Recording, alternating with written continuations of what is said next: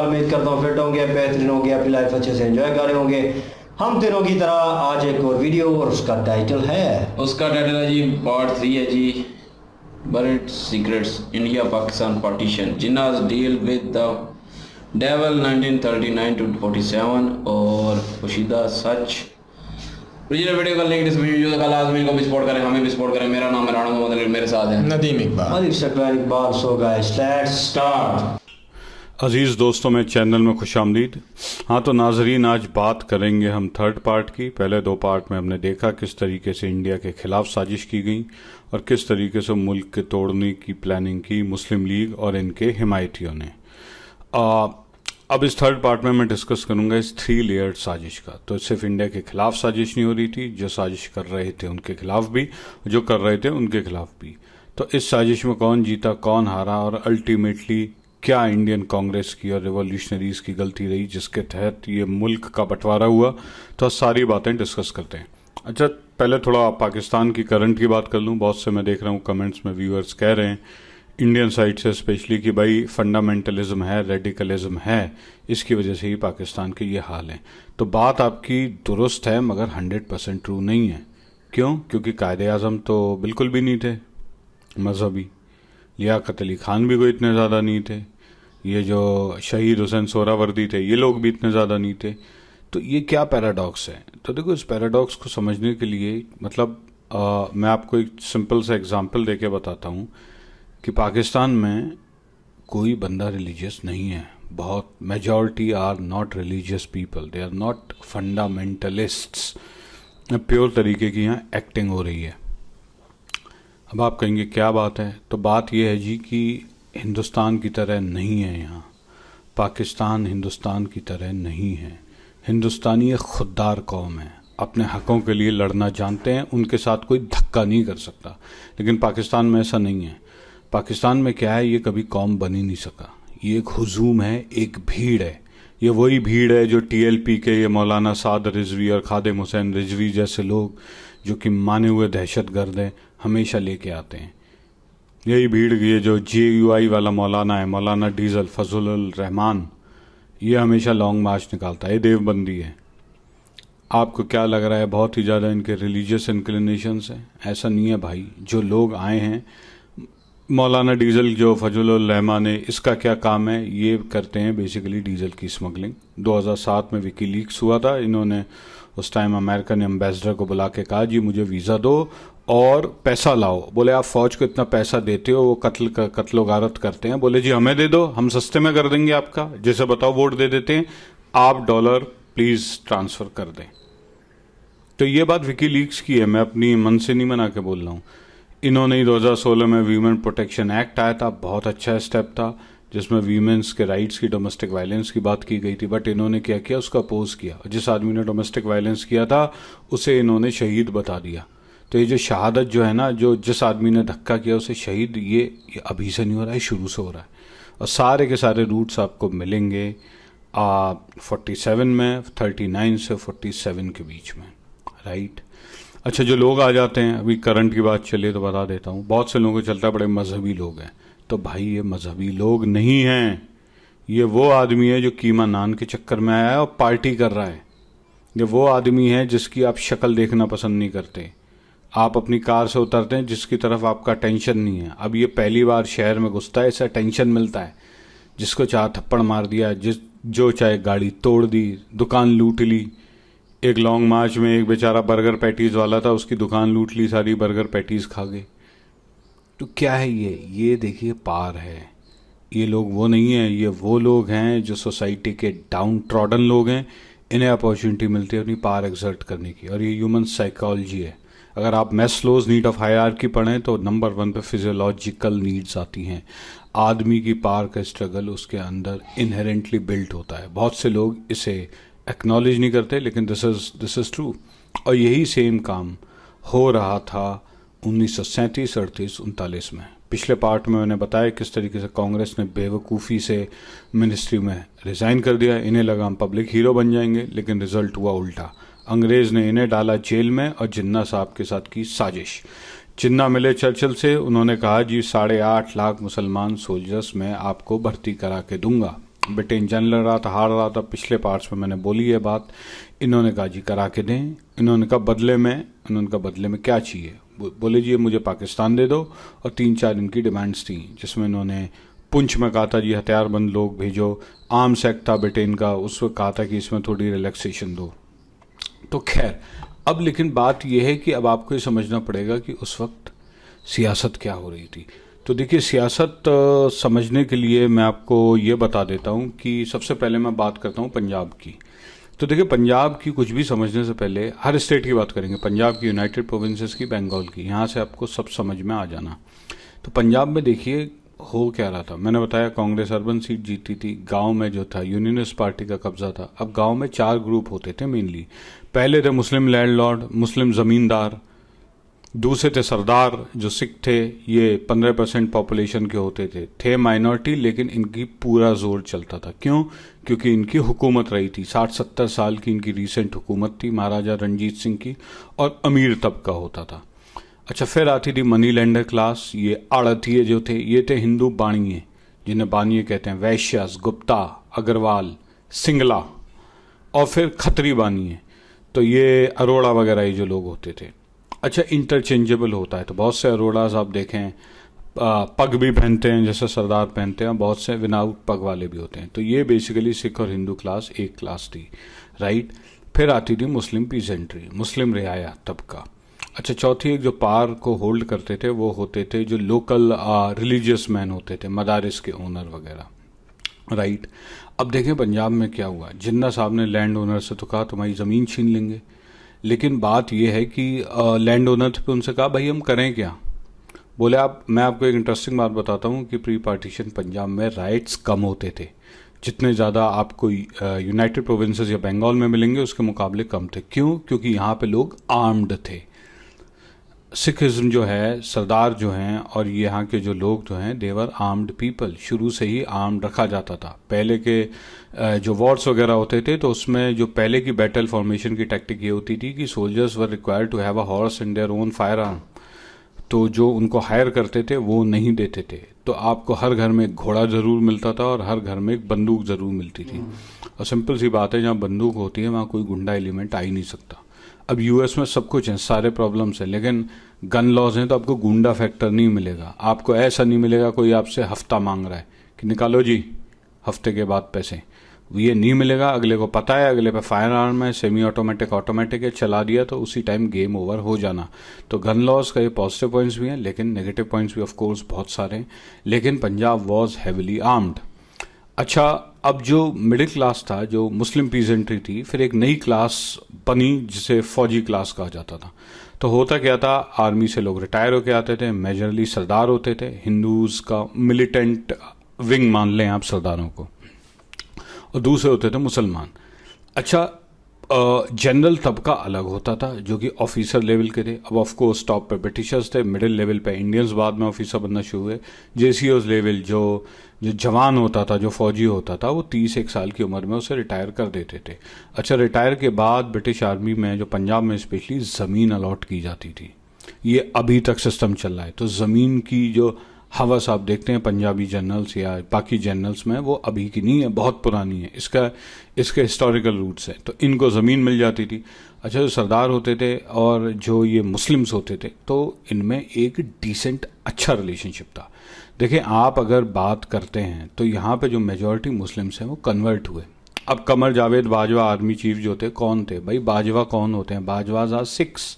फलाने रहमत चौधरी, चौधरी कौन होते हैं? जाट होते हैं। सलीम मलिक, मलिक कौन होते हैं? फिर हरियाणा के जाट और जो गुजर हैं वो लगाते हैं। तो बात ये है कि ये सारे कन्वर्टेड थे। तो लोगों में ये था कि भाई चलो ये सेम बंदा है। बोले जी मैं चीमा हूँ, ये बाजवा है, ये भी जट, मैं भी जट, और जी 6-7-8 साल पहले इनकी एंसेस्ट्री भी कॉमन होती थी। तो एक अच्छा रिलेशनशिप था, प्लस आर्मी का प्रोटोकॉल था। तो ये जो तबका था ये बातों में नहीं आता था। अच्छा, जो मनी लैंडर, जो पीजेंट था, पीजेंट ऐसा नहीं था ज़मींदार के कहे कब्जे में रहता था। ज़मींदार को जब मिल गया दुआ सलाम कर लिया, आदाब कर लिए, सलाम वालेकुम, वो सब हो गई, लेकिन उसका काम पड़ता था मनी लेंडर से, बाणियों से। क्यों? बाणियों से पैसा देते थे, खेती करनी है, बुवाई करनी है, कटाई करनी है, प्रोड्यूस करनी है। यही मनी लेंडर आगे बन के आड़तिया बने, और यही वो आड़तिया आगे चल के इन्होंने एक ऑर्गेनाइज्ड माफिया की शेप ले ली, जिसके तहत जो बीजेपी गवर्नमेंट को ये सब करना पड़ा, फार्मर प्रोटेस्ट, जो हालांकि वो कॉल ऑफ हो गए, बट बात ये थी यही क्लासेस इमर्ज होती थी। तो पंजाब में आप धक्का नहीं कर सकते थे। तो कायदे आज़म ने सोचा, बोला लैंडलॉर्ड तो बुला लिया, बोले अब मुस्लिम पीजेंट्री को किसी तरीके से अगर हम इसके खिलाफ कर दें, सरदारों के और हिंदुओं के, बोले तो काम हो जाएगा। तो इन्होंने क्या किया, इन्होंने पकड़े मुल्ले, मदारिस, मसाजिद के जितने भी जो जिन्हें कहते हैं ना नामालूम अफराद, जो कि ऐसे अफराद थे जो बेसिकली रिलीजियस लाइंस के पीछे छुप के ये सारे धंधे, सारा इंतशार फैलाने का काम करते थे। तो इनसे कहा जी उन्होंने कि आप हिंदुज़म के अगेंस्ट बातें करें और पैम्फलेट्स निकालें। तो जैसे मैं 26 का केस बताया था, 26 के केस में बताना भूल गया, पहले जो गलती थी वो मुसलमानों की थी। इन्होंने मसाजिद में हिंदू गॉड गॉडेसेस के खिलाफ एक गलत बुक निकाली, फिर उन्होंने उसके अगेंस्ट जो राज बहादुर थे उन्होंने एक बुक निकाली, तो फिर उनको मार दिया, राइट। यही ओपनिंग मुस्लिम लीग ने थ्रू आउट पंजाब के उसमें कहा। लेकिन यहाँ का आदमी थोड़ा डरता था, उसे लगता था भाई, बोला हम जो निकाल देंगे, बोले सरदारों से कौन लड़ेगा, बोला आप लड़ लें जाके, जिन्ना साहब को क्लियर कट बोलते थे। अच्छा देखिए, सरदार क्या रहे, ये मिलिटेंट कॉम रहे। अगर आप मुझसे पूछें तो इस सब कॉन्टिनेंट में से सरदार और गोरखा आर द नंबर 1 और 2, मतलब इंटरचेंजेबल हैं। ये रिलीजियस फाइटर्स हैं, इनकी खासियत ये है मरने से नहीं डरते। ये रियल की मैं आपको बात बता रहा हूँ, और ये सारे ब्रिटिश आर्काइव्स में हैं। ये शायद पूरे सब कॉन्टिनेंट में हज़ारों लाखों में रहती है, मगर जो जट सिक्स और गोरखास हैं, they are the bravest. Sam Manekshaw जो कर्नल है इंडियन आर्मी के, उन्होंने कहा था कि भाई if a man says he is not afraid of dying, either he is lying और he is a Gurkha, and that's 100% true. Same चीज़ सरदारों के साथ है। अफ़गान्स भी बहुत बहादुर होते थे, ऑफ कोर्स पंजाबीज जो बाकी थे वो भी बहादुर थे, लेकिन अफ़गान जो जंग हारे हैं वो सरदारों से हारे हैं। 8 से 10 जंगें हारे हैं। एटक का किला था जो महाराजा रंजीत सिंह ने फतेह कर लिया था, और ये क्या थे, बेसिकली हिंदूज थे, तो हिंदू और सिख में इंटरचेंजेबल होता था। वॉर के दौरान जब लोग कम पड़ जाते थे तो हिंदू पग पहन के निकल जाते थे, फिर वापस आके अपनी फैमिलीज़ में लौट जाते थे। सरदार और हिंदूज़ का रोटी बेटी का रिश्ता रहा है शुरू से ही, तो इंटरचेंजेबल आपको मैरिजेस बहुत कॉमन देखेंगी। अब जो रेडिकलिज्म थोड़ा बहुत प्रीच होने लगा है, ये पहले बिल्कुल नहीं होता था। They were considered as an armed front of Hindus, right. तो मौलानाओं ने कुछ हरकतें की, लेकिन पंजाब में इन्हें सक्सेस नहीं मिली। तो फिर साहब जायद कायदे आज़म को मिले ममडोट के नवाब। ये ममडोट के नवाब थे, उस टाइम ठीक ठाक लैंड ओनर थे, और उसके बाद ये first chief minister of West Punjab भी बने, बाद में सिंध के गवर्नर भी बने। ये जिन्ना साहब की बातों में आ गए। जिन्ना साहब ने कहा यार लैंड ओनर डर तो रहा है, लेकिन उस टाइम देखिए पता नहीं था नेहरू क्या करेगा क्या नहीं करेगा। लोग कहते थे जी प्रोविंशियल्स के पास पावर्स होगी, क्या पता बच जाए जी, आप कह रहे हो क्या पता हमारी बचत हो जाए। बोले फिर ये कहता था जी ऐसे नहीं करेगी, हमारी लोकल लीडरशिप ने ऐसी बात की है। अब देखिए लोकल लीडर जो होता है वो वोट लेने के चक्कर में या थोड़ी बहुत बातें कर देता है, लेकिन ये सारी सेंटर से कमांड होनी थी। और नेहरू साहब जो थे वो सोशलिस्ट बातें करते थे, विनोदा भावे वगैरह जो थे जिन्होंने किया लैंड रिफॉर्म, ये बात सही करते थे। बोले आपकी अगर 6,000 हज़ारों एकड़ ज़मीन है तो बोलो यार थोड़ा बहुत बांट दोगे तो क्या आप पे फ़र्क पड़ जाएगा। लेकिन खैर, अच्छा अनडिवाइडेड इंडिया में क्या होता था, जो अंग्रेज़ था, अंग्रेज़ हमेशा जो लोकल लेवल पे डिस्क्रिमिनेशन करता था। फॉर एग्जांपल जो भी सियासत होती थी सारी लोकल लेवल पे होती थी, थाना कोर्ट कचहरी ज़मीन पट्टेदार, इसका खसरा उसकी खतौनी इसकी फ़रद, 12 साल 16 साल 18 साल लैंड रिकॉर्ड। अंग्रेज़ ने जो शातिर किया 1857 के बाद, इसने 2 काम किए। इसने मुसलमानों को अच्छी ज़मीनें अलॉट करते थे। सेम बंदा है तो नहर वाली ज़मीन, किनारे वाली, जिसे कॉर्नर का प्लॉट कहते हैं आजकल मॉडर्न स्लैंग डिक्शनरी में, मुसलमान को दे दिए, और जो थोड़ी ख़राब ज़मीन थी वो सरदारों को दे दी। हिंदुओं को तो इन्होंने देना कुछ नहीं। तो वेस्ट पंजाब का जो area it's more fertile than east Punjab. जो Pakistani Punjab is most fertile because यहाँ लैंड जो रिवर बेसिन है they are larger, the number of rivers are high, plus थोड़ा बेटर प्लैंड है। Eastern Punjab was relatively less fertile. तो इस तरीके का डेमोग्राफिक 150-200 साल में चेंज हुआ कि Hindu majority East Punjab, Muslim majority West Punjab, right. लेकिन फिर भी काफ़ी लोग रहते थे।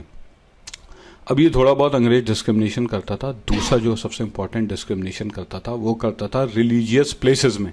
1857 के बाद ये ऑन रिकॉर्ड है कि अंग्रेज़ ने लैंड रेवेन्यू रिकॉर्ड सारे चेंज किए।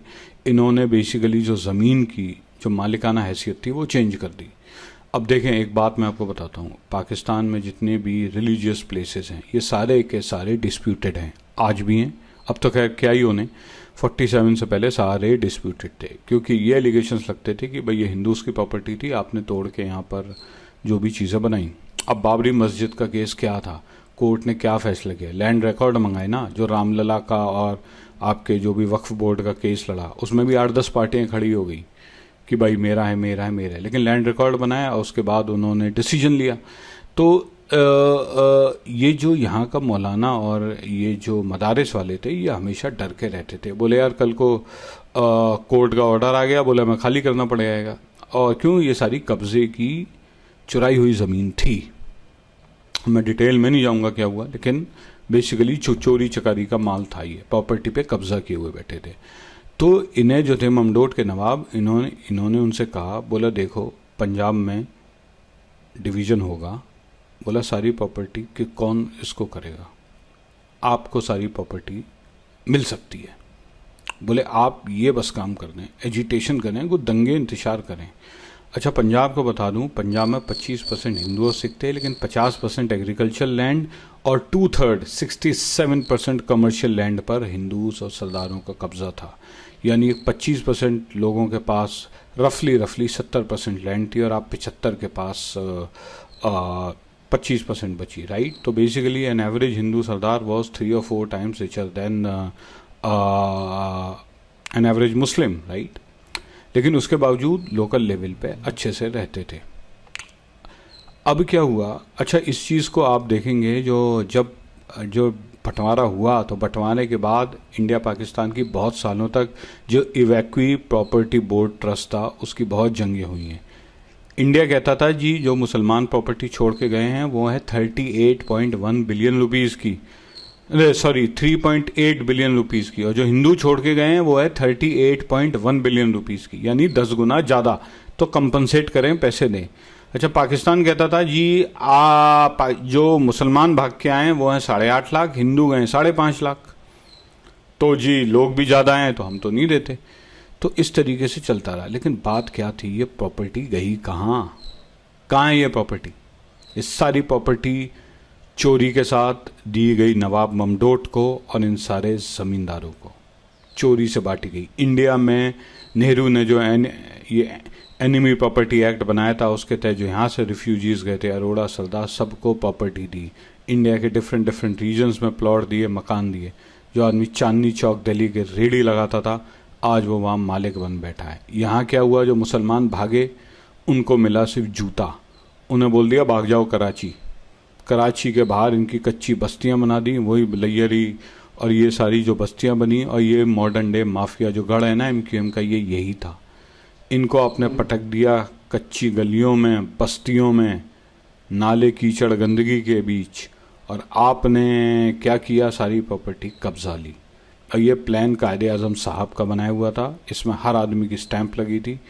इन्होंने ममडोट, अब मुझे एक बात बताएं, Mamdot became the biggest land owner in Punjab. 47 से पहले उसे कोई पूछता नहीं था, एकदम से कैसे बन गया, कहाँ गई? ये हर आदमी को चोरी से प्रॉपर्टी दी गई। एक ब्रिटिश जो रीजेंट होते थे उस टाइम के, उन्होंने इस चीज़ की कंप्लेंट भी की, शिकायतबाजी की थी, लेकिन क्या होना था, डिवीज़न हो चुका था, साजिश हो चुकी थी, हटा दी। दूसरी डील हुई थी मौलानाओं के साथ, मसाजिद के जो भी अफराद हैं और जो ये मदारिस के लोग हैं, इन्हें कहा था कि तुम्हें हम वजीफ़ा देंगे, तुम्हारी पेंशन, तुम्हारी सैलरीज तुम्हें दी जाएगी, तुम्हें सरकारी नौकरी देंगे। बोले भाई इस्लामिक पाकिस्तान बनने वाला है, आपको सैलरी मिलेगी। मदारिस आपकी, बोले कोर्ट केस ख़त्म, ज़ीरो। उन्होंने कहा बल्ले बल्ले होगी, बोले कर दो जी। बोलो बताओ क्या करना है। उन्होंने कहा आप हिंदू गॉड गॉडेसेस के ख़िलाफ़ ये प्रोपेगेंडा करें, इंतशार ताकि फैले, ठीक है। तो ये जो प्रॉपर्टी का जो जिन्ना साहब का गेम था ये बहुत सक्सेसफुल रहा, क्योंकि प्रॉपर्टी की ग्रीड थी, पढ़ाई लिखाई नहीं थी, लोग इतने पढ़े लिखे नहीं थे। अच्छा जी, अब उसके आगे चलें। इस बीच यूनाइटेड प्रोविंसेस में क्या होता है, यूपी में। तो देखिए यूपी में मुस्लिम लीग ने पैड़ थोड़ी बहुत बनाई। यूपी में आप देखें तो उस टाइम अब तो 4-5 डिवीजन्स हैं, पहले 3 डिवीजन्स होती थी। वेस्टर्न यूपी जो मेरठ से चलता था, सेंट्रल यूपी लखनऊ से, और ईस्टर्न यूपी जो कि बनारस और इलाहाबाद से चलता था। अच्छा, जो लियाकत अली खान थे साहब, ये AMU के प्रोडक्ट थे, सर सैयद अहमद खान के प्रोडक्ट थे। वहाँ इन्हें एक मिल गए थे, उनके साथ मिलकर इन्होंने बड़ा पाकिस्तान का मूवमेंट चलाया।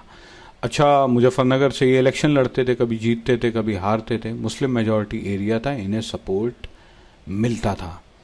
बहुत से लोग बंगाल के राइट्स की बात करते हैं, आदमी भूल जाता है गढ़ के राइट्स के, जो कि बहुत बड़े राइट्स थे। गढ़ मुक्तेश्वर में इन्होंने कराए थे, और जहाँ पे हिंदू पिलग्रिम्स आते थे गंगा नहाने। तो हिंदूज़ जो हैं, ये माना जाता है कि मोक्षा के बाद जो आफ्टर इनके काफ़ी सारे जो फेस्टिवल्स होते हैं, जिसमें ये हरिद्वार हो गया,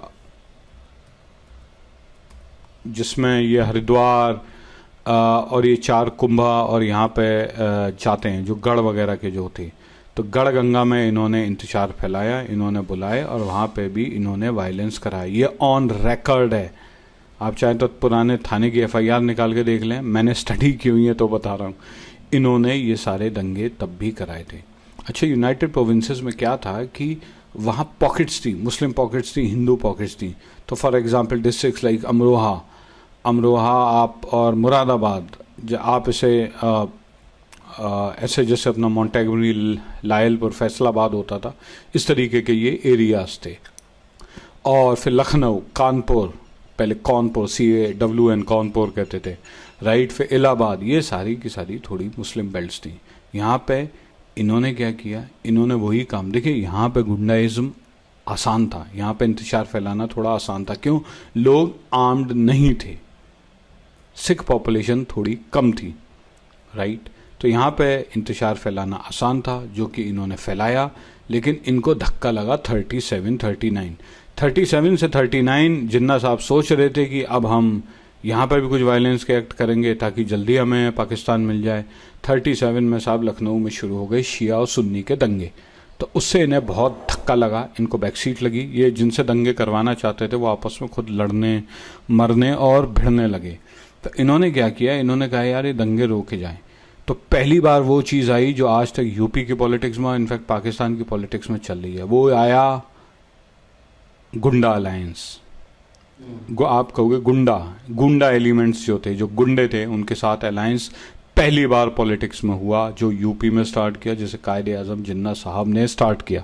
अच्छा, गुंडा क्या होता है, गुंडे की साइकोलॉजी समझना बहुत ज़रूरी है। आप तो ऐसे कह देते हैं गुंडा है, तो बात यह है जी, जो गुंडा होता है, गुंडे के कुछ उसूल होते हैं। पहले तो गुंडा किसी मज़हब को, दीन को नहीं मानता। गुंडे का सिर्फ एक ही मकसद होता है, किसी तरीके से अपने मटेरियल गेंस में इजाफा करना। दूसरे गुंडे क्या होते हैं, ये गुंडे आगे चल के बाद में एक रिलीजियस या पॉलिटिकल कवर ले लेते हैं, जैसे बन जाते हैं मुस्लिम रॉबिन हुड बन गए या हिंदू रॉबिन हुड बन गए। अब छोटा राजन जैसे, उन्होंने कहा जी मैं हिंदुओं के लिए लड़ रहा था। दाऊद इब्राहिम जैसे कि हमने मुसलमानों की दिफा की। तो बात यह है, ये सारे गुंडा एलिमेंट्स हैं, और इन गुंडा एलिमेंट्स को शेल्टर दिया जिन्ना साहब, इनके लियाकत अली खान और जो इनकी लोकल मुस्लिम लीग के ब्रांचेस थी। इन्होंने उनसे क्या कहा, गुंडों पे चलते थे केस। ब्रिटिश इंडिया में आपको ऑफ कोर्स पता ही होगा, ठग्स ऑफ हिंदुस्तान मूवी देख लें, बहुत ज़्यादा जो रोड साइड रॉबरीज और डकैती थी ये बहुत होती थी, और हज़ारों लोग, अच्छा आज की तरह तो था नहीं कि व्हाट्सएप है या फिर जी आपने जियो फेंसिंग करके मोबाइल के थ्रू लोकेशन ट्रेस कर ली, तो वो लोकल ही ढूंढते रहते थे। तो लोकल लोग जो है ना, उस टाइम क्राइम को पकड़ना मुश्किल था, एक शातिर क्रिमिनल निकल जाता था। तो यूपी की लैंडस्केप इस तरीके की है, क्योंकि डिफरेंट एरियाज़ हैं, डिफरेंट बेसिन्स हैं, कहीं रिवर बेसिन्स हैं, कहीं डेजर्ट बेसिन, तो लोग आसपास निकल जाते थे। तो यूपी में गुंडा एलिमेंट रहा है शुरू से ही, लेकिन ये हमेशा बैक सीट पर आ गए। तो साहब गुंडों से वादे किया गया कि आपके सारे केस हम ऑफ कर देंगे, और बोला भाई आपके मुल्क बनेंगे यहाँ पे, बोला आपका एक मुसलमानों का मुल्क बना देंगे। तो देखिए जिन्ना साहब ने चालाकी क्या की, जो मैंने आपको बताया था ना पहली लेयर, तो ये जो लोकल लेवल के लोग थे, जो भी लोकल लीडरशिप थी, ये साजिश कर रहे थे। अच्छा, जिन्ना साहब अलग साजिश कर रहे थे। 1940 में इन्होंने लाहौर रेजोल्यूशन निकाला, जो बाद में इन्होंने फर्जी नाम चेंज करके पाकिस्तान रेजोल्यूशन कर दिया। अब बात यह है, इन्होंने कहा था कि भाई मुसलमानों के अलग मुल्क होंगे, इंडिपेंडेंट स्टेट्स, एक स्टेट की बात नहीं की थी। यानी इन्होंने मुसलमानों से ये कहा कि हम हर आदमी मतलब बहुत सारे मुस्लिम मुल्क बन जाएंगे छोटे छोटे। बंगाल वालों से कहा आप अलग बना लें, यूपी वालों से बोला अलग बना लें, पंजाब वालों से कहा अलग, सिंध से अलग, तो हर किसी को ये धोखा देते रहे। और लास्ट में जाके इनका प्लान था किसी को बताना नहीं है, और 1947 में ओथ लेते ही लोगों की चादर खींच लेनी है। लोगों को पता ही नहीं चलना क्यों आपने झूठे वादे करके उनसे सारे काम करा लिए कि भाई आपका मुल्क बनेगा। अब देखें, जो आदमी जिसे आज तक किसी ने नहीं पूछा, आप उससे कहें कि तुम सीएम बन जाओगे, तुम पीएम बन जाओगे, बोले तुम डिफेंस मिनिस्टर बन जाना, इस तरीके के इन्होंने वादे किए। और हर आदमी अगर ये एक बात करते ना कि पाकिस्तान बनने वाला है, एक भी आदमी नहीं आता। अब यूपी में इन्होंने क्या किया, यही बात इन्होंने गुंडों से की। गुंडों से इन्होंने कहा जी हम मेरठ से लेके लखनऊ तक एक मुस्लिम मुल्क बना देंगे, आप इसमें आके रहना, केस खत्म, कचहरी खत्म, आपको ज़मीन देंगे, आपको अलॉटमेंट देंगे, आपको नौकरी देंगे, आपको फलाना देंगे। गुंडों ने कहा यार ये तो बात ही बहुत बढ़िया कर रहे हैं। बोले देखो गुंडा जो होता है, गुंडा जो है ना एक टेम्परेरी प्रोफेशन है। आप जब तक जवानी रहती है तब तक गुंडागर्दी रहती है, बाद में या तो आप गोली के हाफिज होते हैं या फिर आपका गेम ओवर हो जाता है। तो गुंडों को ये बहुत ल्यूक्रेटिव अपॉर्चुनिटी लगी, तो गुंडों से इन्होंने कहा कि आप इनके साथ मिलें, मुस्लिम लीग ज्वाइन करें और जगह जगह वायलेंस के एक्ट्स करें। अच्छा, जो गन्स थी वो सारी की सारी या तो किस पे थी, आर्मी के पास थी या फिर इन गुंडा एलिमेंट्स के पास थी, राइट। तो इस तरीके से, और ऑफ कोर्स मौलानास को उन्होंने वही डील दी जो पंजाब में दी थी। लैंड ओनर्स यूपी में उस टाइम इतने बड़े नहीं होते थे, तो इनको भी खैर थोड़ा बहुत उन्होंने कहा, राइट। लेकिन एएमयू जैसे एक फेमस शायर हैं जॉन एलिया, उन्होंने कहा है कि पाकिस्तान अलीगढ़ के लौंडों की साजिश थी या यूपी के लौंडों की साजिश थी। तो बात यह है जी, ये यूपी के गुंडों की साजिश थी। सारे के सारे गुंडा एलिमेंट इकट्ठे हो गए। और होता क्या है, जब एक माइनॉरिटी होती है ना तो वो सब पे कब्जा कर लेती है। अब मेरी बात सुने, कल को आप बैठे हैं अपने शहर में, आपका भले ही 10 लाख का शहर हो, लेकिन रोड पे अगर 500 आदमी भी हथियारबंद निकलेगा ना गोली चलाते हुए, तो किसी की हिम्मत नहीं है। ये 500 लोग पूरे शहर की स्पिरिट को कैप्चर कर सकते हैं, right. This is known as the tyranny of the minority. तो माइनॉरिटी की टिरनी होती है, और गुंडा एलिमेंट से तो आप लड़ ही नहीं सकते, हथियार आपके पास है नहीं। तो उस गुंडा एलिमेंट के चलते इन्हें बहुत ज्यादा कामयाबी मिली। दूसरा पकड़ा यूपी में इन्होंने लर्नेड लोगों को। देखिए, जिन्ना साहब को शुरू से पता था कि अगर हमने बना भी लिया पाकिस्तान, बोले इसे चलाएगा कौन, पंजाब में तो पढ़े लिखे लोग हैं नहीं, राइट। बंगाली हैं, उन्हें वो थोड़ा सा उनके साथ डिस्क्रिमिनेशन था, वो मैं आगे बताऊंगा। तो जितने भी पढ़े लिखे लोग थे वो सारे यूनाइटेड प्रोविंसेस से, बिहार से, central provinces, present day MP से आते थे, राइट, जो मुस्लिम मेजोरिटी थोड़े बहुत एरियाज थे। अब इन्होंने कहा मुल्क हम चलाएंगे कैसे, तो जो भी थोड़े बहुत पढ़े लिखा तबका था उसको इन्होंने डील देनी शुरू की।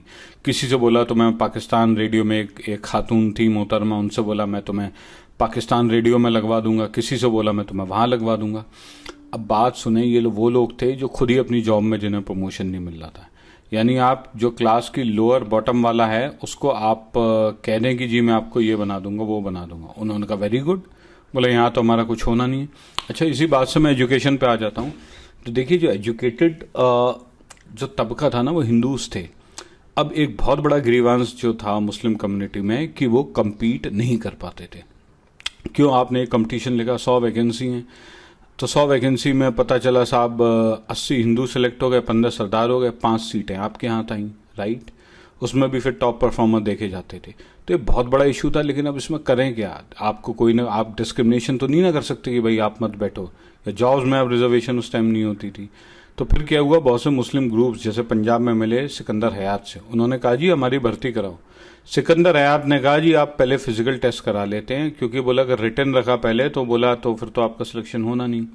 इसी वजह से सिकंदर हयात ने पंजाब पुलिस में मुसलमानों की भर्ती आउट ऑफ प्रोपोर्शन ज़्यादा कराई, और जिन्ना साहब ने इस चीज़ का सपोर्ट किया। मैंने बताया था इनकी डील हुई थी। तो सिकंदर हयात सेक्युलर आदमी थे, लेकिन थोड़ा बहुत इधर उधर काम कर जाते थे। तो 58% मुस्लिम पॉपुलेशन पुलिस में हो गए 73 और 74%। ये बहुत इंपॉर्टेंट नंबर है। यही शायद वो नंबर है जिसकी वजह से राइटिंग्स और ये में पुलिस ने इनका साथ दिया।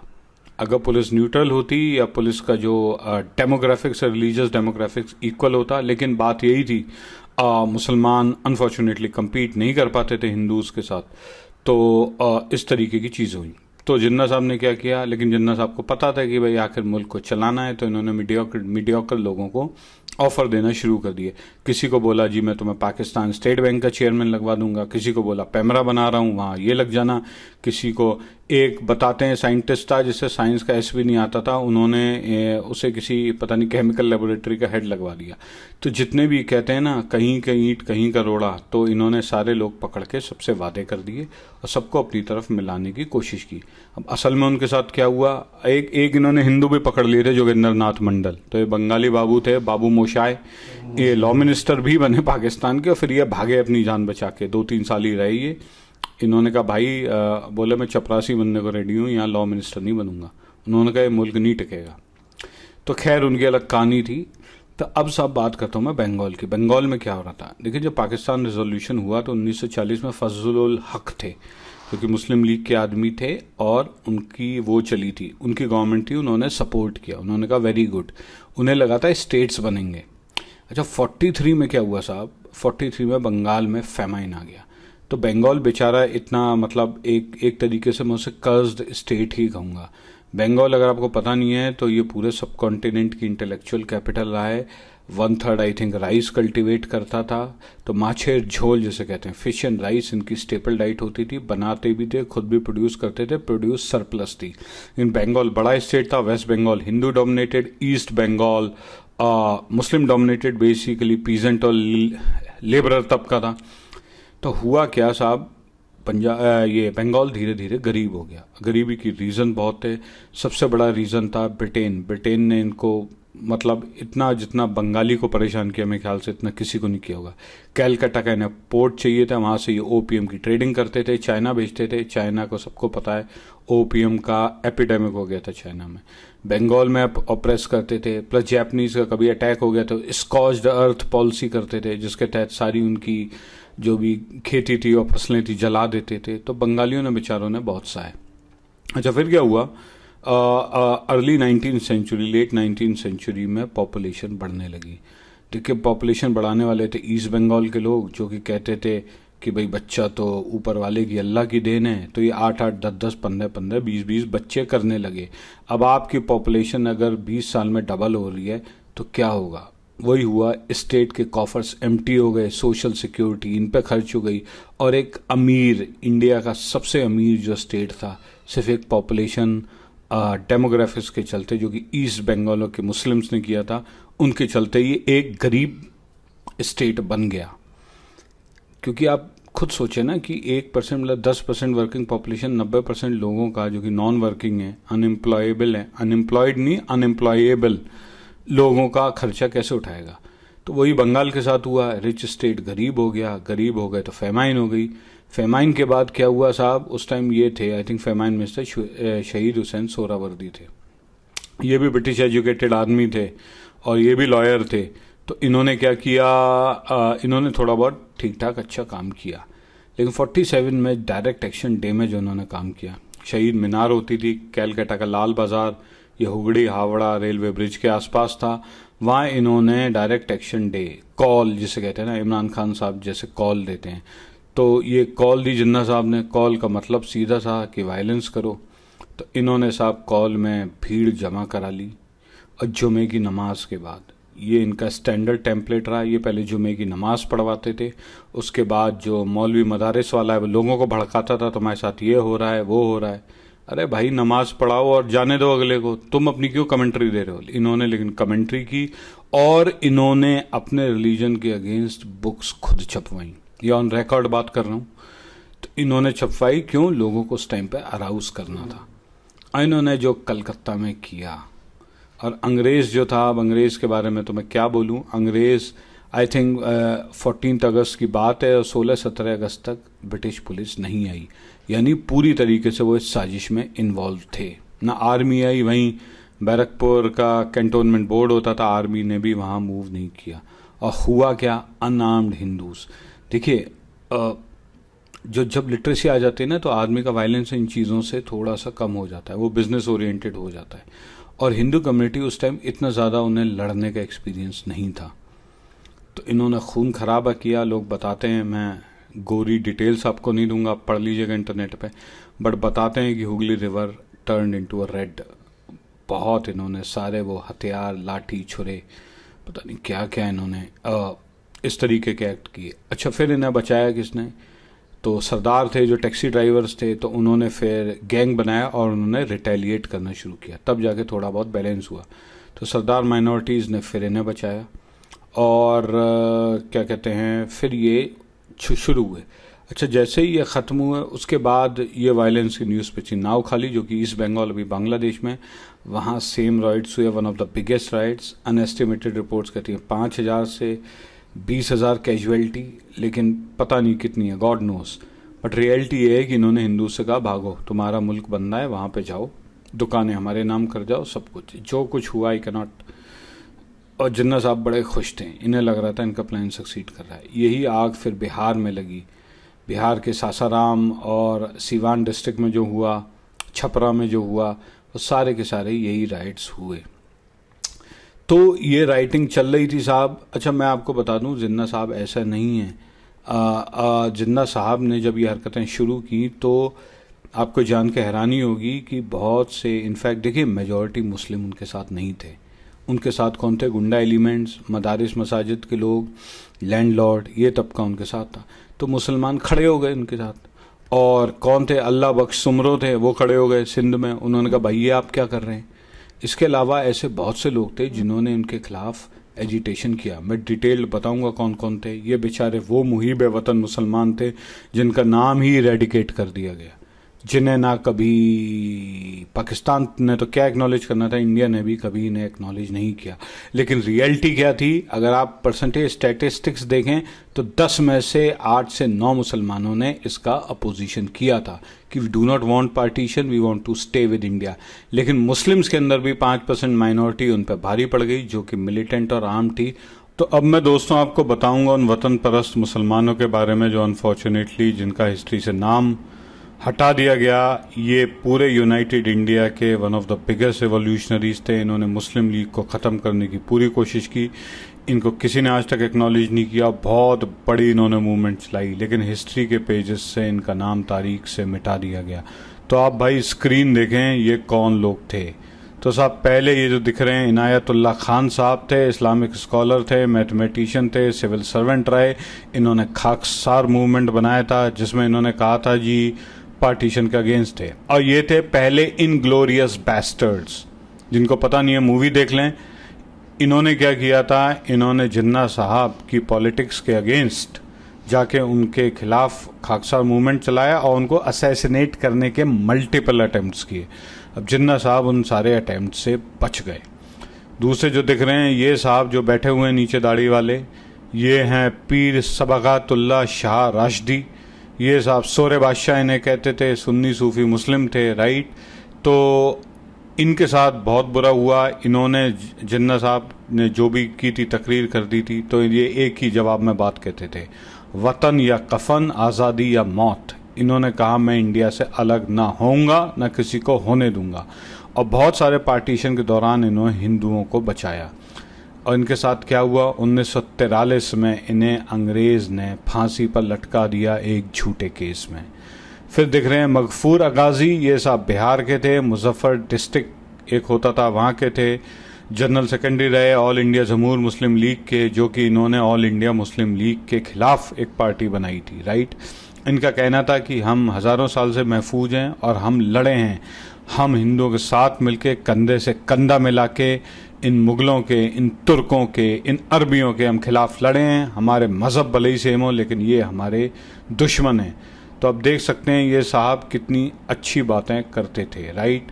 फिर ये देख रहे हैं मिर्ज़ा अली खान। ये मिर्ज़ा अली खान यूपी के फ़कीर होते थे साहब, पठान थे, जो खान अब्दुल गफ्फार खान की तरह। इन्होंने अंग्रेज़ी सरकार के खिलाफ गुरिल्ला एम्पायर, गुरिल्ला वॉरफेयर किया। नेताजी सुभाष चंद्र बोस से भी मिले ये, जब वो अपने INA आर्मी का काम कर रहे थे।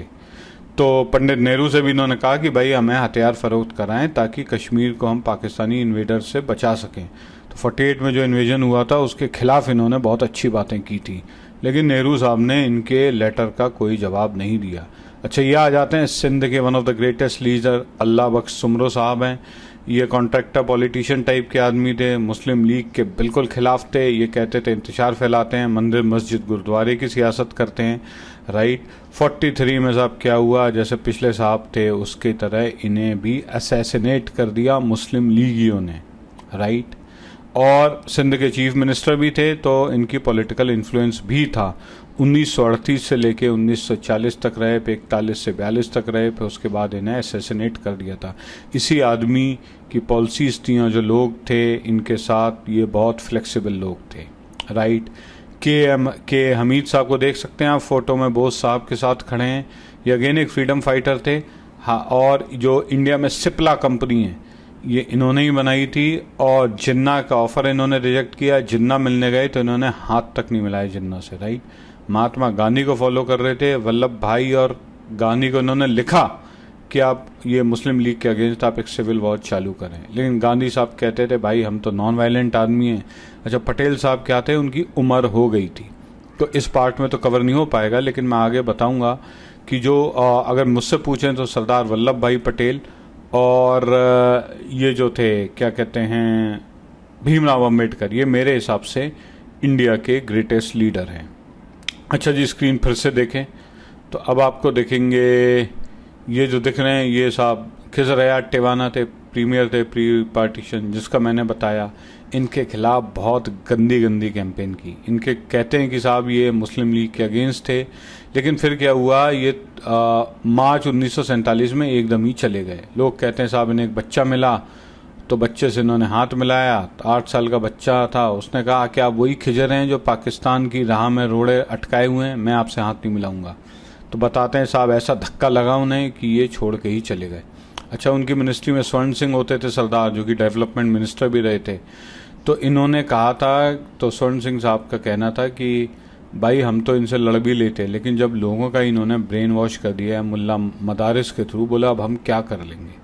ठीक है साहब, अगली स्क्रीन आप देख लें। स्क्रीन में आपको ये दिखाई दे जाएंगे खान अब्दुल गफ्फार खान साहब, ये बोस के साथ दिखाई दे रहे हैं। इनकी मैंने बता ही चुका हूँ। उटमन जई, जैसे पठानों में कई ट्राइब्स होती हैं, यूसुफ जई, आफरीदी, उस्मान जई, तो ये वहाँ के थे। पश्तून नाम से इन्होंने क्रॉनिकल भी निकाला था। और जब इन्हें पाकिस्तान में मिलाया तो नेहरू साहब से इन्होंने कहा कि साहब आपने you have thrown us to the wolves, आपने हमें भेड़ियों में डाल दिया है।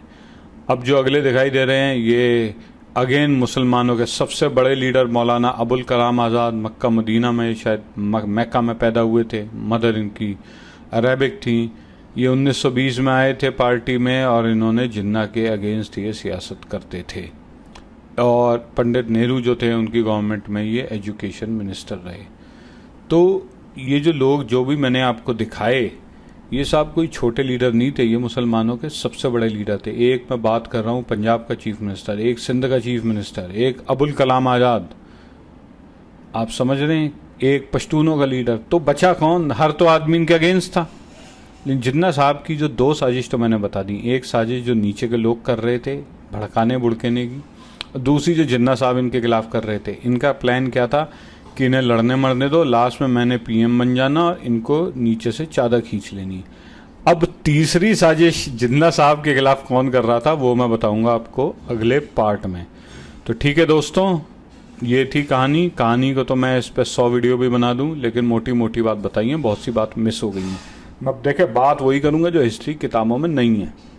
बाकी कैबिनेट मिशन प्लान क्या था जी, CR राजगोपालाचारी का क्या प्लान था, और फलाने क्रिप्स मिशन ने क्या बोला, ये सब आप किताबों में पढ़ सकते हैं। लेकिन आपको एक चीज़ और रियलाइज़ करनी पड़ेगी कि अगर कोई मुझसे पूछे इंडिया आज़ाद क्यों हुआ, बटा क्यों, इसके तो मैंने रीज़न बताए। इनकी सियासत, कांग्रेस की बेवकूफ़ी और जो गुंडा एलिमेंट्स का हावी होना। अच्छा, आज़ाद मैं आपको अगर बिल्कुल ट्रूथ ऑफ द हार्ट बताऊं तो आज़ाद रिवॉल्यूशन से नहीं हुआ। इंडिया पाकिस्तान किसी की आप बात कर लें, बात यह है इंडिपेंडेंस स्ट्रगल 42 तक ख़त्म हो चुका था। Quit India movement was a failure, leadership jail में थी, गांधी साहब की कॉल के बावजूद भी कोई नहीं आया। लोग कहते हैं साहब ऐसा कैसे, तो देखें जो बड़े लीडर्स थे, भगत सिंह थे, वो तो उन्हें 1931 में फांसी हो गई थी, 23 मार्च 1931। पंजाब का सबसे बड़ा रिवॉल्यूशनरी था, लाहौर का लायलपुर के था, आई थिंक उनकी बर्थ थी, जिसका कोई नाम लेने वाला नहीं है आज पंजाब में, ग्रेटेस्ट लीडर का। तो खैर ये साहब फांसी पे चढ़ गए थे, आज़ाद वज़ाद जो चंद्रशेखर आज़ाद थे तब एलिमिनेट हो गए थे। बात यह 42 तक रेवोल्यूशन, ये जो नेशनल मूवमेंट जिसे पढ़ाया जाता है, ये थम चुका था और यही जिन्ना साहब की राइज़ उसी टाइम हो रही थी। लोग इसी चक्कर में थे, सारे बूढ़े हो गए थे। पटेल साहब देखें 80 साल के थे उस टाइम पर, राइट। जिन्ना साहब देखें तो 50-50 साल देखें। स्ट्रगल करना कोई मजाक नहीं होता है। आज 2023 चल रहा है, कोई आपने देखा है मूवमेंट जो 1970 से चल रहा हो 50 साल से? ये तो चल रहा था 50-60 साल से। तो लोग थक चुके थे, लोग बूढ़े हो चुके थे, कह रहे थे अब बहुत हो गया, अब कोई हमें पार वाली पोस्ट मिल जाए। अच्छा, पार का एक्सपीरियंस था नहीं तो सब अपने उल्टे सीधे काम चलाते थे। जिन्ना साहब के साथ भी यही था। ये जो इनके खिलाफ साजिश हो रही थी, थर्ड लेयर, उसे नहीं समझ पाए और जो वो साजिश हुई उसी की वजह से पाकिस्तान इन हालातों में पहुंचा। तो इस सारी की सारी दोस्तों डिस्कस करेंगे नेक्स्ट पार्ट में। तब तक के लिए टेक केयर, बाय बाय जी।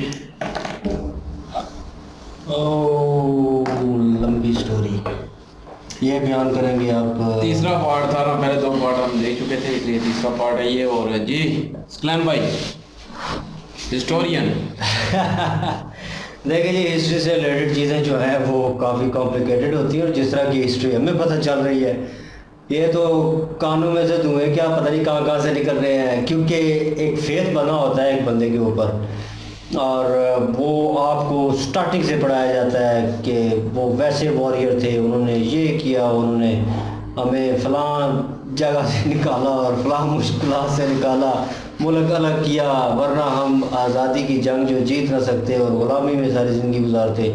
बड़े ना जज्बाती टाइप के जुमले लिखे होते हैं जो हमने पढ़े हैं अपनी हिस्ट्री बुक में, और हमें अब जो पता चल रहा है वो उसके बहुत बरक्स है। और फिर सब कुछ ही उल्टा है, बहुत बरक्स है ना, मतलब कि जो चीज़ें हमें बतानी चाहिए थी, जो पता होनी चाहिए थी, तो ये क्यों उस चीज़ को मतलब छुपाया गया, हिस्ट्री को, वो जो रियलिटी थी क्यों छुपाया गया। अगर हमें भी पता होता है यार कहाँ से स्टोरी शुरू हुई है और कहाँ से किसने क्या किया है, तो मेरे ख्याल में ये चीज़ ना होती। अभी लास्ट टाइम नोट की बात हो रही थी तो 75 वाला नोट निकाला था, तो उसके ऊपर थी वो मैं कह रहा था, जब ये वीडियो नहीं देखी थी मैंने, ये स्टार्ट नहीं किया था, तो वो मैं नोट पे कह रहा था कि कायद-ए-आज़म की फ़ोटो होनी चाहिए थी। तो फिर मैं एक लड़के को कह रहा था, मैंने कहा चलो ठीक है उसकी नई फ़ोटो तो ना सही, वैसे भी लोग बेहरमती करते हैं, शादी ब्याह के मौके पे पैसे फेंकते हैं, वो नाली में गिर रहे होते हैं, उनके ऊपर तस्वीर है, बड़ी इज़्ज़त करनी चाहिए।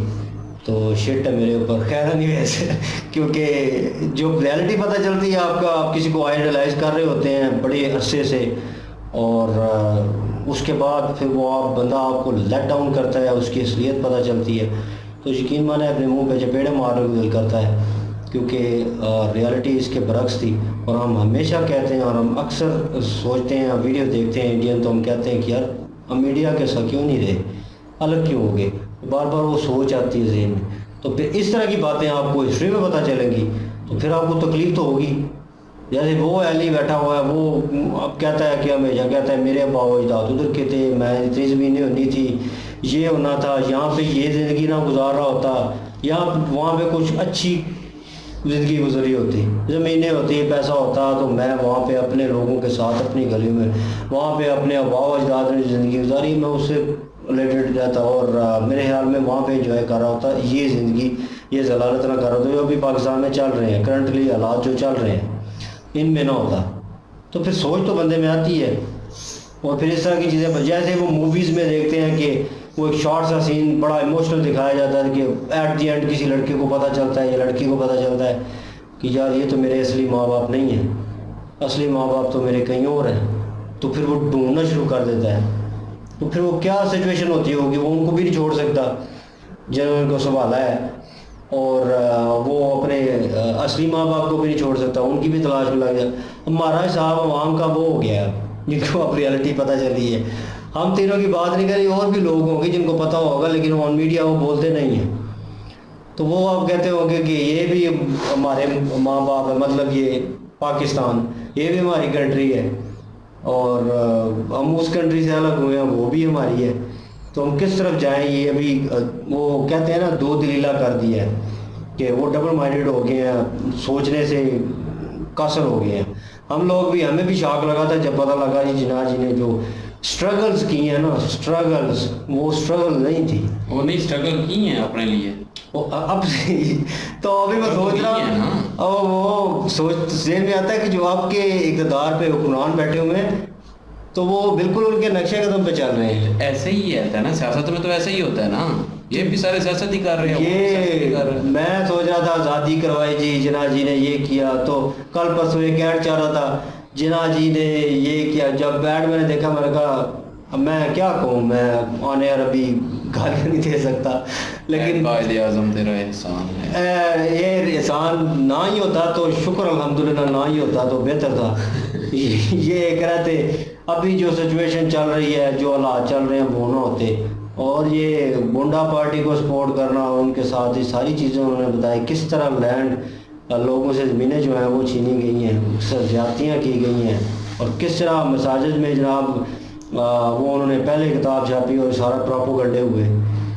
और ये मैं सोचता हूँ ये अभी से नहीं, ये तो तब से चलता, ये तो वक्त से चलता आ रहा है। कब बोलता है तब को वक्त बोलता है, तो ये वक्त से चलता आ रहा है कि मीन के ये तो पुराना निज़ाम है, ये तो लोगों की मेंटालिटी और कह लें कि इंसानी फितरत जो है तो पुरानी चलती आ रही है।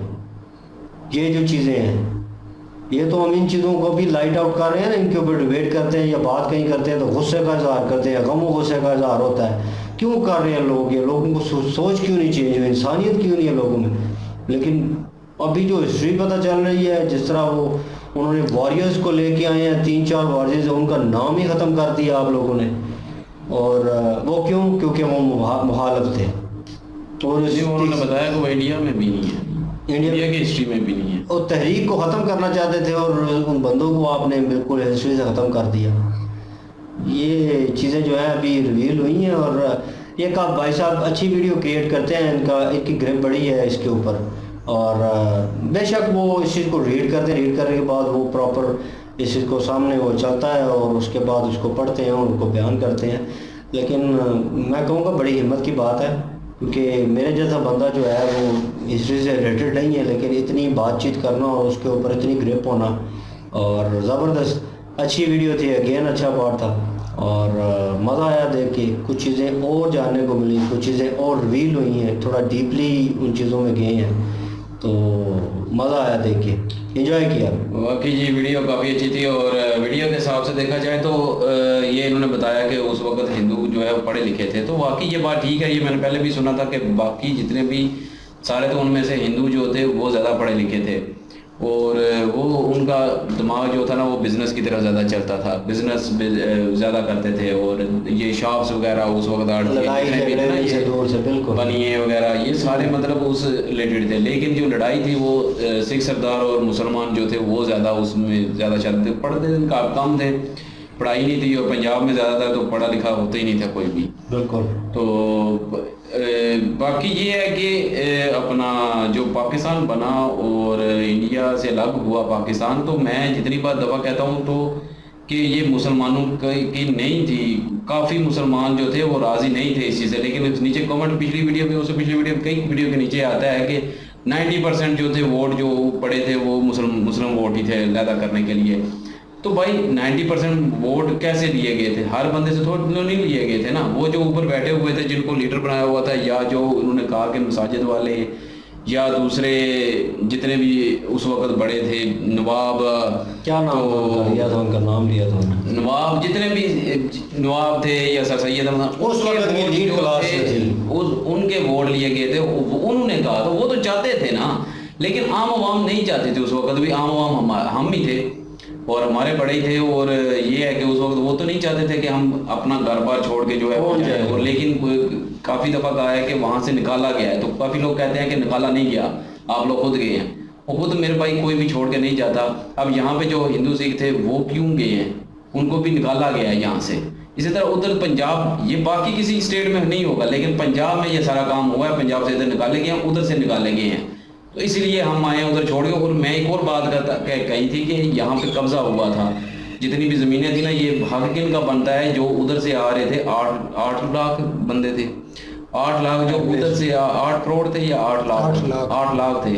8 लाख जो उधर से आ रहे थे उनका हक बनता था, उनको जायदाद दी जानी चाहिए थी। उधर कम थी, ठीक है, काम छोड़ के आए थे, लेकिन उधर फिर भी सबको मिली हैं जो इधर से गए हैं। लेकिन उधर से जो इधर आए हैं ना उनको नहीं मिली, उनको कहीं पे फेंक दिया, कोई किसी को कहीं फेंक, हाँ मिली जरूर है लेकिन बहुत कम, बहुत अरसे के बाद जो है वो मिली थी, हमारे बड़ों को मिली थी। उधर से कागजात आए थे इधर तो उस हिसाब से थोड़ी बहुत मिली थी, ये नहीं है कि टोटल हमें ही मिल गई थी। लेकिन ये है कि एक बात कह रहा हूँ कि मिलनी चाहिए थी। हमारे तो बावजदाद के पास ज़मीनें थी उधर, ठीक है, तो उधर से जो कागजात आए थे उनकी वजह से यहाँ पे मिली थी। लेकिन मैं ये बात कर रहा हूँ, चलो जिनकी उधर नहीं ज़मीनें थी, कुछ भी नहीं था उधर, वो छोड़ के आए, किसके लिए आए? आपके पाकिस्तान के लिए आए, आपने जो पाकिस्तान बनाया उसके लिए आए थे ना, वो उधर से छोड़ के, उनको निकाला गया वहाँ से, ठीक है, उनको कराची में फेंक दिया गया उस वक्त। तो कराची में जो लिया ये वो लटरम पटरम जो भी था उस वहाँ फेंक दिया गया। तो क्या जो इधर से हिंदू और सिख छोड़ के गए थे जगह, जो तकरीबन 38 बिलियन की बता रहे थे, वो जगह छोड़ के गए थे, उसमें से जगह नहीं दे सकते थे उनको? लेकिन नहीं, यहाँ के बड़ों ने जो है उस पर कब्जा कर लिया था इन सारी ज़मीनों पे, तो ये उनके नाम हो गई थी। लेकिन हालांकि ये उनको मिलनी चाहिए थी ज़मीनें, बेशक उनकी पीछे नहीं थी लेकिन इधर मिलनी चाहिए थी। जब वो इधर आ गए हैं तो उनको देनी चाहिए थी, ये गवर्नमेंट को चाहिए था उस वक्त, जो ज़ाहिर बाबा काले आज़म भी था, उसको चाहिए था कि ये कानून बनाते और उनको देते। चलो हमारे तो कागजात आ गए कुछ, उनके उसकी वजह से सबूत था कि हमने कुछ ना कुछ ले ली इधर, तो हमें मिल गई, लेकिन जिनको नहीं मिली उनको देनी चाहिए थी। बाकी ये है कि हिस्ट्री के रिलेटेड इन्होंने बताया, सब बहुत कुछ इन्होंने बता दिया, रिवील कर दिया है, और बहुत सी चीज़ें ऐसी होती हैं यकीन करें दिमाग ही नहीं मानता उस चीज़ को, क्योंकि शुरू में हम वैसा वो कंसेप्ट ही नहीं है और वैसा कुछ है नहीं है तो वो मानता नहीं है दिल। लेकिन ये है कि जब हालात देखते हैं ना, जब सारा जो भी सिनेरियो चल रहा है ना इस टाइम, वो सारा देखते हैं ना, तो पता अब यकीन होना शुरू हो जाता है। अब जो है वो वाकई यकीन होना शुरू हो गया। पहले हाँ, अगर कुछ साल पहले ये अगर हिस्ट्री की ये सामने आती हमारे तो हम शायद ना मानते, सीधी सी बात है। लेकिन अभी जो है हमारा माइंड काफ़ी, जो पाकिस्तानी है उनका माइंड चेंज होता जा रहा है और वो समझते हैं अब इस बात को, हो भी सकता है ये, मतलब अभी मानता है दिल जो है ना, ये बातें इन्होंने कही हैं। उस वक्त भी सियासत है, सियासत से सारा कुछ हुआ है, और उन्होंने ये भी बता दिया कि ज़ात जो इंडिया और पाकिस्तान हुए हैं तो ज़ाती की तरीके ख़त्म हो चुके थे 1942 के बाद। किस तरह? तो वैसे ही उन्होंने दे दिया मेरे ख्याल में। तो उससे पहले जो जितने भी लड़े थे उसमें मुसलमान भी थे, हिंदू भी थे, सिख भी थे, जो आज़ादी ब्रिटिश से चाहते थे। तो लेकिन जो उस वक्त के जो लैंड लॉर्डर थे, कोई भी थे, सिख थे या हिंदू थे या मुसलमान थे, वो थोड़े से ये ज़ाहिर सेट थे, वो ब्रिटिश के साथ तल्लुकात थे उनके। लेकिन आम आवाम यही चाहते थे कि हम आज़ाद हों और अपना, मतलब जो पहले मुल्क था हमारा, जो भी था हमारा, मुस्लिम का, सिख का, हिंदू का, सबका एक मुल्क था जिस पे आकर ब्रिटिश ने कब्जा किया, वो आज़ाद कराना चाहते थे। तो ये नहीं चाहते थे कि लहदा हूँ, लेकिन बस ऊपर वालों की सियासत और अपनी लालच की वजह से ये सारा पड़ गए हैं। और अभी जो है वो, अभी भी हम पाकिस्तान और इंडिया जो है वो आपस में लड़ रहे हैं अब लोग जो है, लेकिन फिर भी जो है कुछ लोग समझते हैं नहीं, ऐसी बात भी नहीं करते। लेकिन अभी चलो खैर बन गया है पाकिस्तान, अब पिछली बातों की वजह से तो वापस तो आने वाला नहीं है, ठीक है। वो वक्त पाकिस्तान लहदा हो गया, इंडिया लहदा हो गया, लेकिन अभी पाकिस्तानियों को सोचना चाहिए कि अपने मुल्क को तरक्की करें, अपने मुल्क के बारे में सोचें, और जो पीछे वाली जो सोच है वो ख़त्म करें। अब अपने आप को आगे बढ़ाएं। बाकी वीडियो अच्छी थी, वीडियो बहुत लंबी है, ज़्यादा बातें हो सकती हैं लेकिन करनी टाइम नहीं है जी, आप भी बोर हो जाएंगे। जी जी बिल्कुल, जो है ना ये तो बात बिल्कुल पक्की है जी। ये जो है ना इंडियन जब था तो उस टाइम गौरव ने बहुत बड़ी प्लानिंग की थी। इसकी वजह ये थी क्योंकि कुछ ना कुछ तारीख जो है ना 1930 की जो है ना तारीख, मैं उसके बाद कुछ पढ़ा मैंने, तो मैं इसलिए कुछ जानता हूँ कि बेशक ये यूज़ हुए हैं, मुस्लिम भी यूज़ हुए हैं और हिंदू भी यूज़ हुए हैं, और जो सिख लोग थे सब यूज़ हुए हैं। गौरव ने बहुत बड़ी प्लानिंग की थी, इसलिए कि उन्होंने हिंद से ना बहुत कुछ लेके गए हैं। आप अभी भी तारीख को पढ़ लें, या अभी भी आप जाके उधर के म्यूज़ियम देख लें कि कितना कुछ इधर से लेके गए हैं। इधर से बहुत सा सोना और बहुत सी चीज़ों को वो लेके गए थे। अगर गौरे इसमें प्लानिंग ना करते या को 2 नंबरी ना करते, तो ये अगर एक हिंद होता तो ये लाजम अपनी चीज़ें रिकवर करने के लिए उनसे ऊपर दबाव डालते, आने वाले वक्तों के लिए उनके लिए मुश्किलात पैदा करते। तो उन्होंने, गौरों ने इनको यूज़ किया और ये दोनों तरफ जो है ना कि लोगों को भड़काया गया, जिसकी वजह से कुछ हुआ। हिंदू लोग, जब ये भी बात सही है कि हिंदू लोग लड़ाई की तरफ नहीं आते थे, इसलिए उन्होंने, गांधी साहब ने भी